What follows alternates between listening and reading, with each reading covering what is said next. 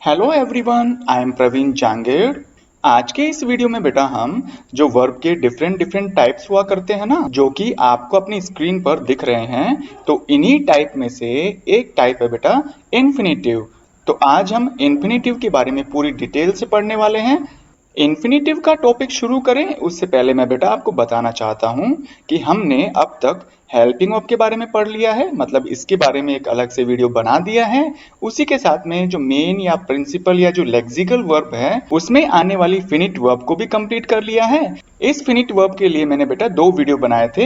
एक वीडियो में ट्रांजिटिव और इंट्रांजिटिव वर्ब के बारे में बताया था, साथ में दूसरे वीडियो में बेटा रेगुलर और इररेगुलर वर्ब के बारे में डिस्कस किया था। इसके बाद में हमने नॉन फिनिट वर्ब के जो 3 टाइप्स हैं उनमें जिरंड के बारे में भी एक अलग से सेपरेट वीडियो बनाया है। और आज के इस वीडियो में बेटा हम इन्फिनेटिव वर्ब के बारे में कंप्लीट नॉलेज लेने वाले हैं। तो चलिए बेटा बिना किसी देरी के शुरू करते हैं। यदि हम बात करें कि इन्फिनेटिव किसे कहते हैं, तो बेटा ध्यान रखिएगा टू प्लस फर्स्ट फॉर्म रूप वाली वर्ब जो वास्तव में वर्ब न होकर सेंटेंस में नाउन के रूप में काम करती है या नाउन के रूप में जिसे लिखा जाता है उसे हम इन्फिनेटिव वर्ब कहते हैं। अब ध्यान रखिएगा बेटा कि सब्जेक्ट और ऑब्जेक्ट सेंटेंस के ये दो ऐसे भाग हैं जिनमें कि हम नाउन या प्रोनाउन को लिखा करते हैं। चूंकि इन्फिनेटिव का यूज सेंटेंस में वर्ब के रूप में नहीं किया जाता है, ये हमेशा नाउन के रूप में सेंटेंस में लिखी जाती है। इसीलिए बेटा इन्फिनेटिव को हम हमेशा सेंटेंस में सब्जेक्ट या ऑब्जेक्ट के स्थान पर लिखते हैं। तो चलिए इन्फिनेटिव को और बेहतर तरीके से समझने के लिए इसके कुछ एग्जाम्पल्स हम देख लेते हैं। अगर हम फर्स्ट एग्जाम्पल की बात करें तो इस एग्जाम्पल में लिखा हुआ है Ashok pledge cricket. Ashok cricket खेलता है। तो बेटा यहाँ पर सेंटेंस में सब्जेक्ट अशोक है और ऑब्जेक्ट क्रिकेट है। इसी के साथ में सेकंड एग्जाम्पल में भी शी वॉश्ड हर क्लॉथ्स, उसने अपने कपड़े धोए। तो बेटा यहाँ पर सब्जेक्ट के रूप में शी जो कि प्रोनाउन है और ऑब्जेक्ट के रूप में हर क्लॉथ्स जो कि नाउन है लिखा गया है। अगर हम बात करें थर्ड एग्जाम्पल की, तो बेटा यहाँ पे लिखा हुआ है to play is good for health. खेलना हेल्थ के लिए अच्छा होता है। तो बेटा देखिए टू प्ले यहाँ पर सेंटेंस में सब्जेक्ट के रूप में लिखा गया है, इसलिए बेटा ये टू प्ले एक इन्फिनेटिव है जो कि इस सेंटेंस में नाउन के रूप में काम कर रहा है। अब आप कहेंगे सर आपको पता कैसे चला कि टू प्ले यहाँ पर नाउन है? तो बेटा सिंपली मैंने यहाँ पर खेलने की बात की है, खेलने का नाम बोला है, मैंने कोई काम नहीं किया है। तो हम कह सकते हैं कि किसी भी चीज का नाम लिया जाए तो मतलब वो नाउन होता है, न कि वर्ब। इसी तरह से हम फोर्थ सेंटेंस की बात करें तो वो है ही लाइक्स टू प्ले। अब यहाँ पर देखिए फोर्थ सेंटेंस में टू प्ले ऑब्जेक्ट के रूप में आ रहा है, जबकि थर्ड सेंटेंस में बेटा ये सब्जेक्ट के रूप में लिखा गया था। इसी तरह से यदि हम फिफ्थ सेंटेंस की बात करें तो यहाँ पे लिखा हुआ है they were playing on the ground. वे मैदान में खेल रहे थे। यदि अब हम प्ले को इस सेंटेंस में देखें तो बेटा ये जो वर्ड है, जो प्ले एक शब्द है ना, वो मेन वर्ब के रूप में लिखा गया है, इसलिए बेटा ये वर्ब है। अब आप मुझे फिर से पूछ सकते हैं सर कि आपको ये पता कैसे चला कि ये मेन वर्ब है? तो बेटा सेंटेंस में जो हेल्पिंग वर्ब वर्ड है ना, हेल्पिंग वर्ब के बाद में हमेशा मेन वर्ब का प्रयोग किया जाता है और मेन वर्ब भी क्या है बेटा, वर्ब का ही एक हिस्सा होती है। और हाँ बेटा ये भी ध्यान रखिएगा प्लेइंग को हम यहाँ पर जेरन भी नहीं कह सकते, क्योंकि जेरन जो होता है वो सेंटेंस में सब्जेक्ट या फिर ऑब्जेक्ट के रूप में प्रयोग किया जाता है। तो उम्मीद है बेटा आपको इन्फिनेटिव के बारे में अच्छी तरह से पता चल गया होगा। अब हम बात करेंगे बेटा इन्फिनेटिव कितने टाइप्स के होते हैं। यदि हम इन्फिनेटिव के टाइप्स के बारे में बात करें तो मेनली जो इन्फिनेटिव होता है वो 3 टाइप्स का होता है। एक होता है बेटा टू इन्फिनेटिव, यानी कि यदि टू के बाद में फर्स्ट फॉर्म आए तो बेटा ये मान लेना कि वो जो इन्फिनेटिव है वो टू इन्फिनेटिव रूप वाला इन्फिनेटिव है। अगर हम बात करें सेकंड टाइप की तो वो है बेटा बेयर इन्फिनेटिव। यदि केवल फर्स्ट फॉर्म का ही यूज हो रहा है तो इसका मतलब वो जो इन्फिनेटिव है वो है बेयर इन्फिनेटिव। अगर हम बात करें स्प्लिट इन्फिनेटिव की तो बेटा टू और फर्स्ट फॉर्म के बीच में यदि आप एडवर्ब को शामिल कर लेते हैं तो इस तरह के इन्फिनेटिव को स्प्लिट इन्फिनेटिव कहते हैं। मतलब यहाँ पर इन्फिनेटिव को तोड़ने की जरूरत रहती है, टू को अलग किया, फर्स्ट फॉर्म को अलग किया और इनके दोनों के बीच में एडवर्ब को शामिल कर लिया, तो ऐसी वर्ब को हम स्प्लिट इन्फिनेटिव कहा करते हैं। तो चलिए बेटा इन तीनों टाइप्स को हम एग्जाम्पल के थ्रू समझने की कोशिश करते हैं। फर्स्ट एग्जाम्पल में है बेटा I want to talk with you, मैं आपके साथ बात करना चाहता हूं। तो बेटा देखिए टू प्लस फर्स्ट फॉर्म, ये कौन सी इंफिनिटिव है? To infinitive. अगर हम सेकंड एग्जाम्पल में बात करें, ही सा हर रन, उसने उसकी दौड़ को देखा था। तो यहां पर बेटा देखिए जो रन है ऑब्जेक्ट के रूप में प्रयोग की जा रही है और इससे पहले बेटा टू का इस्तेमाल नहीं हो रहा है। तो ये जो रन है वो बेयर इंफिनिटिव वर्ब है। अगर हम बात करें थर्ड सेंटेंस की, तो इसमें लिखा हुआ है to boldly go where no one has gone, कि वहां पर हिम्मत करके जाना जहां पर कोई अब तक नहीं गया है। तो यहां पर बेटा देखिए टू और गो ये एक टू इंफिनिटिव है और इसको हमने तोड़कर इसके बीच में बेटा क्या ला दिया? बोल्डली, जो कि एक एडवर्ब है। तो इस तरह से हम कह सकते हैं टू बोल्डली गो में आने वाला जो टू गो है ये स्प्लिट इंफिनिटिव है। उम्मीद है बेटा आपको इंफिनिटिव की मीनिंग, उसके एग्जाम्पल, इसी के साथ में जो इंफिनिटिव के 3 टाइप्स हैं अच्छी तरह से समझ में आए होंगे। अब हम टू इंफिनिटिव का यूज करेक्ट तरीके से कैसे कर सकते हैं ताकि किसी भी कॉम्पिटिटिव एग्जाम में आप गलती न करें। तो चलिए बेटा टू इंफिनिटिव के जो इंपॉर्टेंट रूल्स हैं उनके बारे में पढ़ते हैं। यदि हम टू इंफिनिटिव की बात करें तो इसका करेक्ट यूज कैसे करें, तो इसी क्रम में बेटा जो रूल नंबर फर्स्ट है हमें ये कहता है कि इंफिनिटिव का प्रयोग सेंटेंस में सब्जेक्ट और ऑब्जेक्ट दोनों के रूप में लिखा जा सकता है। जैसे यहाँ पर एग्जांपल में है to walk is a good exercise, चलना एक बहुत ही अच्छी एक्सरसाइज है। तो बेटा यहाँ पर देखिए टू वॉक इस सेंटेंस का सब्जेक्ट है और इसी तरह से सेकंड एग्जांपल की बात करें तो यहाँ पर है बेटा he likes to walk in the morning. तो कहने का मतलब ये है बेटा यहाँ पे जो टू वॉक है वो इंफिनिटिव है। कौन सा इंफिनिटिव है?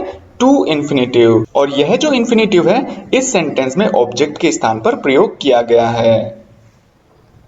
यदि हम टू इंफिनिटिव का करेक्ट यूज जाने तो इसके लिए जो रूल नंबर सेकंड है वो हमें ये कहता है कि हमेशा जो टू प्लस इंफिनिटिव का यूज होता है वो इन वर्ब्स के बाद में हमेशा किया जाता है। आपको अपनी स्क्रीन पर जितनी भी वर्ब्स दिख रही हैं इनके बाद में आप हमेशा इंफिनिटिव का यूज करेंगे। आप चाहें तो इस स्क्रीन का स्क्रीनशॉट खींच सकते हैं ताकि आपको ये वीडियो बार बार न देखना पड़े। तो चलिए बेटा इस रूल को एग्जाम्पल के थ्रू बेहतर तरीके से समझने की कोशिश करते हैं। तो जैसा कि यहाँ पर फर्स्ट एग्जाम्पल है दे हेजिटेटेड स्पीकिंग इंग्लिश। तो मैंने कहा था आपको पिछली स्लाइड में आपने देखा होगा कि कुछ ऐसी वर्ब्स हैं जिनके बाद में इंफिनिटिव का यूज होता है न कि किसी भी जेरन का। हेजिटेट एक वर्ब लिखी थी और इसके बाद में हमेशा टू प्लस फर्स्ट फॉर्म का यूज किया जाता है। तो फर्स्ट सेंटेंस करेक्ट तरीके से कुछ इस तरह से लिखा जाएगा they hesitated to speak English. इसी तरह से सेकंड एग्जांपल है I am planning to study. तो बेटा प्लान एक ऐसी वर्ब है जिसके बाद में हम इंफिनिटिव का यूज करते हैं और इस सेकंड एग्जांपल में भी बेटा मैंने इंफिनिटिव का ही यूज किया है।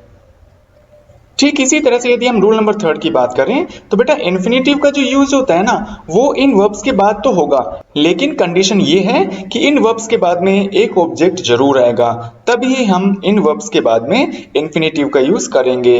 तो आपको जैसे स्क्रीन पर दिख रही है ये कुछ मैंने वर्ब्स लिखी है, इनके बाद में ऑब्जेक्ट का आना जरूरी है। जैसे एग्जाम्पल में देखें तो यहाँ पे लिखा हुआ है दे want me play with bad boys. तो बेटा देखिए यहाँ पर वर्ब है वॉन और ये जो वॉन वर्ब है आपको यहाँ पर देखने को मिल जाएगी। तो बेटा वॉन के बाद में मी एक ऑब्जेक्ट है और उसके बाद में जो वर्ब आई है प्ले वो बेयर इंफिनिटिव में है, जबकि ये गलत है। जबकि मैंने आपको कहा था कि वॉन के बाद में ऑब्जेक्ट आता है तो ऑब्जेक्ट के बाद में हमेशा इंफिनिटिव का यूज होता है, बेयर इंफिनिटिव का यूज नहीं होता। तो सेंटेंस कुछ इस तरह से होगा they want me to play with bad boys. Second example की बात करें तो यहाँ पर बिल्कुल सही सेंटेंस है ये she ordered me to bring tea. तो बेटा देखिए जो ये ऑर्डर लिखा हुआ है वो आपको ऊपर लिखे हुए चार्ट में मिल जाएगा। तो ऑर्डर के बाद में ऑब्जेक्ट आया है, ऑब्जेक्ट के बाद में देखिए बेटा मैंने यहाँ पे टू प्लस फर्स्ट फॉर्म का यूज किया है जिसको कि हम इंफिनिटिव कहते हैं। ठीक इसी तरह से टू इंफिनिटिव के रूल नंबर 4 की बात करें तो इसमें यह कहा गया है कि इंफिनिटिव का यूज कुछ ऐसे एडजेक्टिव्स भी होते हैं जिनके की बाद में हम इंफिनिटिव का यूज किया करते हैं। तो जितने भी एडजेक्टिव हैं बेटा मैंने आपको यहाँ पर लिख दिया है। इनको आप अच्छी तरह से लर्न करने की कोशिश करें। तो चलिए इनको एग्जाम्पल के थ्रू समझते हैं। फर्स्ट है they are able learning the topic. तो बेटा देखिए एबल क्या है, एक एडजेक्टिव है और एडजेक्टिव के बाद में हम जरन का यूज न करके इंफिनिटिव का यूज करते हैं। तो सेंटेंस कुछ इस तरह से होगा, they are able to learn the topic. ठीक इसी तरह से सेकंड एग्जांपल की बात करें तो यहाँ है Raghu was pleased to see his parents. Raghu अपने पेरेंट्स को देखकर खुश हुआ। तो बेटा देखिए प्लीज्ड क्या है, एक एडजेक्टिव है और उसके बाद में टू सी जो कि एक इंफिनिटिव है उसका यूज किया है। इस वजह से बेटा ये जो सेंटेंस है बिल्कुल सही है। तो उम्मीद है बेटा आपको टू इंफिनिटिव का करेक्ट यूज करना आ गया होगा और इसके लिए जो मैंने 4 रूल्स बनाए थे आप उनको अच्छी तरह से याद करेंगे। जैसा कि बेटा आपको अपनी स्क्रीन के सामने रूल नंबर फर्स्ट दिखाई दे रहा है जो कि हमें बेयर इंफिनिटिव के बारे में ये कहता है कि यदि वाई और वाई नोट का प्रयोग सुझाव देने के लिए, सजेशन या एडवाइस देने के लिए किसी भी सेंटेंस में होता है तो बेटा वाई और वाई नोट के बाद में आपको बेयर इंफिनिटिव का यूज करना होगा। मतलब आपको टू का प्रयोग वर्ब से पहले नहीं करना होगा। चलिए इसको एग्जाम्पल के थ्रू अच्छी तरह से समझने की कोशिश करते हैं। Why to earn money from illegal source. तो बेटा ये जो सेंटेंस है ना वो वाई से तो शुरू हुआ है लेकिन ये प्रश्न नहीं पूछ रहा, ये आपको एडवाइस दे रहा है कि भाई जब आपके पास में भगवान का दिया हुआ सब कुछ है तो आप अनैतिक तरीके से, इल्लीगल तरीके से पैसे क्यों कमाएं। तो ये एक तरह से एडवाइस दे रहा है। ऐसे सिचुएशन में वाई के बाद में टू अर्न, टू इंफिनिटिव का यूज नहीं किया जाएगा। यहाँ पर सिंपली ये लिखा जाएगा why earn money from illegal source. ठीक इसी तरह से यदि हम रूल नंबर सेकंड की बात करें तो उसमें कहा गया है कि डू, डज और डिड इन तीनों में से किसी भी एक के बाद में बट या एक्सेप्ट का यूज किया जाता है। तो बेटा ऐसे सिचुएशन में आपको इनके बाद में बेयर इंफिनिटिव का यूज करना होगा। इसके कहने का मतलब है कि आपको इंफिनिटिव से पहले टू का प्रयोग नहीं करना होगा। जैसे फर्स्ट एग्जांपल को देखने पर पता चल रहा है कि she does nothing but to sing. तो बेटा यहाँ पर कहने का मतलब है कि भाई वो कुछ भी नहीं करती है, बस केवल गाना गाती है। तो बेटा देखिए यहाँ पर डज का यूज हो रहा है और डज के बाद में बट का यूज भी हो रहा है। तो ऐसी सिचुएशन में आप क्या करेंगे, टू सिंग का यूज न करके और केवल आपको लिखना होगा सिंग। तो सेंटेंस कुछ इस तरह से होगा, शी डज नथिंग बट सिंग। इसी तरह से सेकंड एग्जांपल की तरफ देखें तो इसमें लिखा हुआ है they want nothing but money. तो अब बताइए बेटा कि क्या ये सेंटेंस वास्तव में गलत है। ठीक इसी तरह से रूल नंबर थर्ड की बात की जाए तो वो इस तरह से है बेटा कि यहाँ पर कोई भी दो वर्ब यदि एंड और देन, बट और एक्सेप्ट इनमें से किसी भी एक से जुड़ी हुई हैं तो बेटा इनसे पहले आने वाली जो वर्ब होगी वो टू इंफिनिटिव वाली होगी, लेकिन इनके बाद में जो भी वर्ब आएगी वो बेयर इंफिनिटिव वाली ही होगी। तो देखिए फर्स्ट एग्जांपल में देखते हैं, she wanted to phone and to abuse me. वो मुझे फोन करना चाहता था और गाली देना चाहता था। तो बेटा देखो ये जो फोन है और अब्यूज यहाँ पर वर्ब के रूप में इस्तेमाल हो रहे हैं, यानी कि ये दो वर्ब हैं और ये दोनों वर्ब बेटा एंड से जुड़ी हुई हैं। तो देखो बेटा एंड से जो पहले वर्ब यूज हो रही है ना वो तो टू प्लस फर्स्ट फॉर्म मतलब टू फोन इंफिनिटिव के रूप में यूज हो रही है, लेकिन एंड के बाद में जो वर्ब आएगी ना बेटा वो बेयर इंफिनिटिव वाली होनी चाहिए। मैंने इस सेंटेंस में क्या किया, टू प्लस फर्स्ट फॉर्म मतलब टू इंफिनिटिव का यूज कर डाला, इसकी वजह से ये पूरा सेंटेंस गलत हो गया। तो ये सेंटेंस सही इस तरह से होगा, she wanted to phone and abuse me. वो मेरे को फोन करना चाहता था और गाली देना चाहता था। इसी तरह से यदि हम बात करें सेकंड सेंटेंस की तो यहाँ पे है बेटा there is nothing to do but pray. तो बेटा ये सेंटेंस बिल्कुल सही है क्योंकि यहाँ पर डू और प्रे दो मेन वर्ब हैं, ये दोनों बट से जुड़ी हुई हैं। बट से पहले टू डू यानी कि टू इंफिनिटिव का यूज हुआ है और बट के बाद में बेटा बेयर इंफिनिटिव का यूज हुआ है।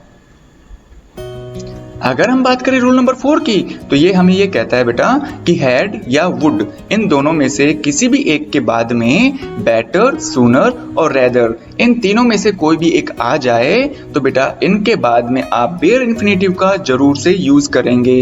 तो देखिए फर्स्ट एग्जांपल है you had better to go now. तो बेटा यहाँ पर हैड इसके बाद में बेटर का यूज हुआ है और इसके बाद में मैंने क्या किया, टू इन्फिनेटिव का यूज कर डाला और इस वजह से ये सेंटेंस बिल्कुल गलत हो गया। तो सही सेंटेंस होगा you had better go now, कि अच्छा होगा कि तुम चले जाओ। हैड बेटर का मतलब होता है कि भाई हाँ तुम्हारे लिए ये चीज बढ़िया होगी या तुम्हारे लिए सहूलियत की बात ये है कि तुम यहाँ से चले जाओ।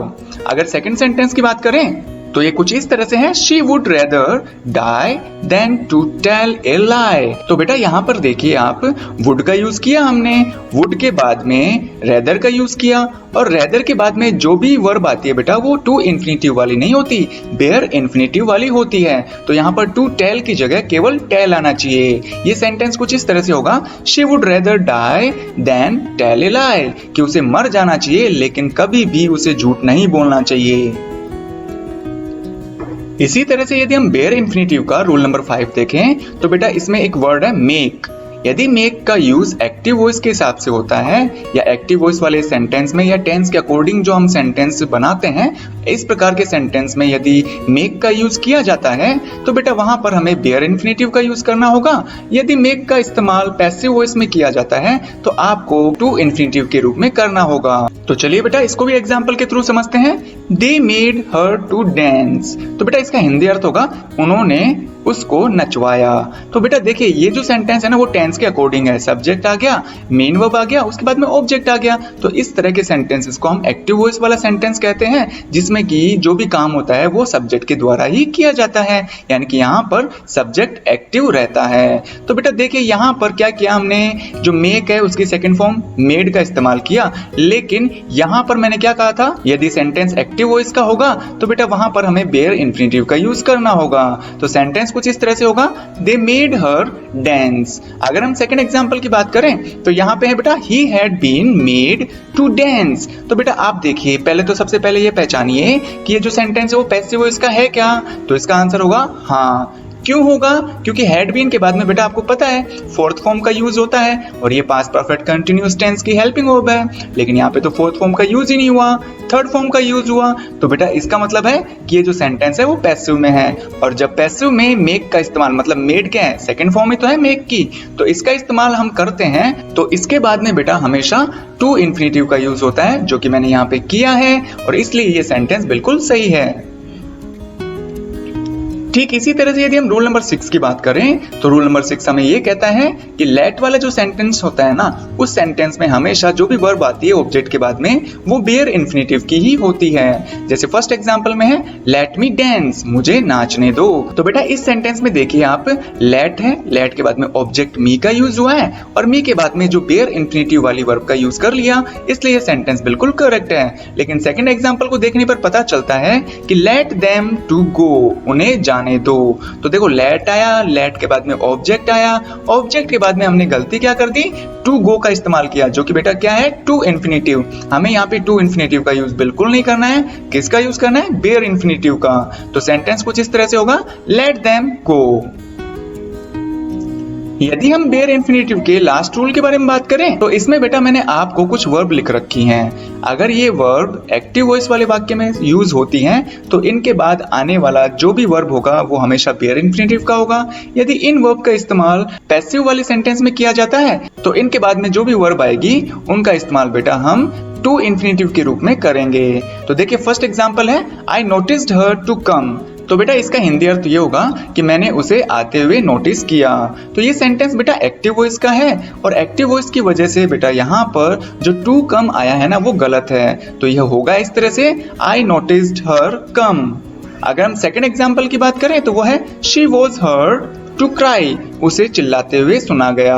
तो बेटा यहाँ पर देखिए वॉज के बाद में फोर्थ फॉर्म का प्रयोग होता है पास्ट कंटिन्यूअस टेंस में, यहाँ पर फोर्थ फॉर्म नहीं आई, थर्ड फॉर्म का यूज हुआ है, इसलिए सेंटेंस पैसिव वॉइस वाला है। और यहाँ पर बेटा देखिए यदि हम हियर का यूज पैसिव वॉइस वाले वाक्य में करते हैं तो इसके बाद में जो वर्ब आती है ना उसका प्रयोग हमेशा इन्फिनेटिव के रूप में, यानी कि टू इन्फिनेटिव के रूप में ही किया जाएगा। और यहाँ पर मैंने टू इन्फिनेटिव के रूप में यहाँ पे इस्तेमाल इसको किया है, इस वजह से ये सेकंड सेंटेंस सही है। तो उम्मीद करता हूं बेटा आपको बेयर इन्फिनेटिव के जो ये 7 रूल्स थे वो अच्छी तरह समझ में आ गए होंगे। यदि अभी भी किसी भी रूल में कोई दिक्कत है तो पहला ऑप्शन आपके पास है कि इस वीडियो को रिवाइंड करके उस रूल को दोबारा से पढ़िएगा। फिर भी समझ में नहीं आता है तो आप मुझे कमेंट बॉक्स में कमेंट करिएगा, मैं आपके कमेंट का रिप्लाई जल्द से जल्द करने की कोशिश करूंगा। यदि हम बात करें कि स्प्लिट इन्फिनेटिव किसे कहते हैं, तो बेटा ये जो टू और जो फर्स्ट फॉर्म आती है ना, उसके बीच में यदि आप किसी एडवर्ब को शामिल कर लेते हैं या एडवर्ब को लिख देते हैं, तो इस तरह से जो टू इन्फिनेटिव है वो दो पार्ट्स में डिवाइड हो जाता है। एक तो होता है बेटा टू वाला पार्ट और एक होता है फर्स्ट फॉर्म वाला पार्ट, जिसको कि हम रूट या बेस फॉर्म भी बोला करते हैं। तो चलिए बेटा इसको एग्जाम्पल के थ्रू समझने की कोशिश करते हैं। फर्स्ट एग्जाम्पल है, we were advised to carefully write the story. हमें सुझाव दिया गया था कि हम स्टोरी को बड़े ध्यानपूर्वक तरीके से लिखें। तो यहाँ पर बेटा देखिए टू और राइट, ये एक्चुअल में पहले क्या थे, टू इन्फिनेटिव। इनको हमने दो भागों में बांट दिया, एक तो टू और एक राइट। यहाँ पर जो राइट है वो बेस फॉर्म कहलाती है, और टू और राइट के बीच में मैंने केयरफुली वर्ड को इंक्लूड कर लिया, जो कि इस सेंटेंस में एडवर्ब का काम कर रहा है। तो इस तरह से जो बनी वर्ब है उसको हम स्प्लिट इन्फिनेटिव कहा करते हैं। यदि हम सेकंड एग्जांपल की बात करें तो इसमें लिखा हुआ है, स्टूडेंट्स विल बी एडवाइज्ड, विद्यार्थियों को सलाह दी जाएगी, to separately sit in covid pandemic. कोविड-19 महामारी में बच्चों को अलग अलग बैठने की सलाह दी जाएगी। तो यहाँ पे देखिए बेटा टू सिट पहले क्या था, टू इन्फिनेटिव, इसको हमने दो भागों में बांट दिया और उसके बीच में बेटा जो सेपरेटली है एक एडवर्ब को शामिल कर लिया। तो ये तो थी बात बेटा एग्जाम्पल्स की। अब हम बात करते हैं बेटा स्प्लिट इन्फिनेटिव को कैसे हम करेक्ट तरीके से यूज कर सकते हैं। तो इसके लिए केवल और केवल एक ही रूल बना है और उसको बेटा हम बड़े ध्यान से देखने वाले हैं। तो जैसे कि बेटा मैंने आपको कहा था कि स्प्लिट इन्फिनेटिव का केवल और केवल एक ही रूल है, और ये रूल हमें ये कहता है कि यदि सेंटेंस में मान लीजिए एक से ज्यादा एडवर्ब आ जाएं, तो फिर आप क्या करेंगे। तो जैसा कि बेटा आपको यहाँ पर दो फॉर्मूले दिखाई दे रहे होंगे। तो ऊपर वाला जो फॉर्मूला है वो बिल्कुल गलत है और नीचे वाला जो फॉर्मूला है ना बेटा वो बिल्कुल सही है। ऊपर वाले फॉर्मूले में क्या था कि मान लीजिए सेंटेंस में एक से ज्यादा एडवर्ब आ गए, तो बेटा यदि एक से ज्यादा एडवर्ब आते हैं तो उनको टू और बेस फॉर्म के बीच में नहीं लिखा जाता है, उनको लिखा जाता है बेटा बेस फॉर्म के बाद में। तो चलिए इनको एग्जांपल के थ्रू समझते हैं। फर्स्ट एग्जांपल हमें ये कहता है कि we were advised to carefully write the story. हमें स्टोरी को केयरफुली लिखने के लिए सलाह दी गई थी। तो बेटा यहाँ पर देखिए टू और जो बेस फॉर्म है इनके बीच में केवल और केवल एक ही एडवर्ब आ रहा है, तो इस तरह से ये सेंटेंस सही है। अगर एक ही एडवर्ब आए तो बेटा उसको आप टू और बेस फॉर्म के बीच में लिख सकते हैं। लेकिन दूसरे सेंटेंस को देखने पर पता चल रहा है कि हार्ड वर्क हेल्प्स यू, कि जो कठिन मेहनत करते हो ना, तो ये जो चीज है वो आपको मदद करती है किसमें, to quickly, more effectively and easily solve any difficult questions. इस तरह के प्रश्न को सॉल्व करने के लिए आपकी जो हार्ड मेहनत है वो आपको उस कठिन प्रश्न को जल्दी और ज्यादा इफेक्टिवली और आसान तरीके से सोल्व करने में मदद करती है। तो बेटा देखिए यहाँ पर टू और जो ये बेस फॉर्म है इन दोनों के बीच में मैंने तीन एडवर्ब को शामिल किया है, quickly, more effectively and easily, जो कि बिल्कुल गलत तरीका है। तो ये सेंटेंस कुछ इस तरह से होगा, hard work helps you to solve quickly, more effectively and easily any difficult questions. तो उम्मीद करता हूँ बेटा आपको स्प्लिट इन्फिनेटिव के बारे में अच्छी तरह से जानकारी मिल गई होगी, और आपको ये ध्यान रखना होगा कि जब भी एक से ज्यादा एडवर्ब आए तो बेटा आपको बेस फॉर्म के बाद में उन एडवर्ब्स को शामिल करना है, न कि टू और बेस फॉर्म के बीच में। यदि वीडियो पसंद आया तो बेटा इसे लाइक करिए, अपने फ्रेंड्स में जरूर शेयर करिएगा। यदि आप चाहते हैं इसी तरह के वीडियोस आपकी स्क्रीन पर रेगुलर आते रहें तो इसके लिए बेटा आप मेरा चैनल सब्सक्राइब कर सकते हैं। थैंक यू बेटा for giving your precious time watching this video.